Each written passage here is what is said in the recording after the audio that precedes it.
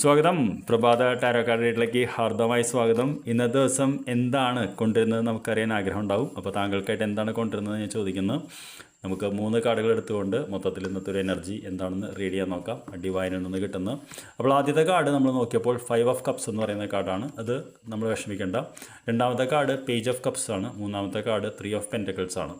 അപ്പോൾ ദുഃഖിച്ചിട്ട് തുടങ്ങുന്ന ഒരു അവസ്ഥയിലാണ് നിൽക്കുന്നതെങ്കിൽ ഇന്ന് നമുക്ക് പുതിയൊരു ഐഡിയ കിട്ടുന്നതാണ് പറയുന്നത്. ബൾബ് കത്തുക എന്ന് പറയും. നമ്മൾ പേജ് ഓഫ് കപ്സ് എന്ന് പറയുന്നത് പുത്തനാശയം.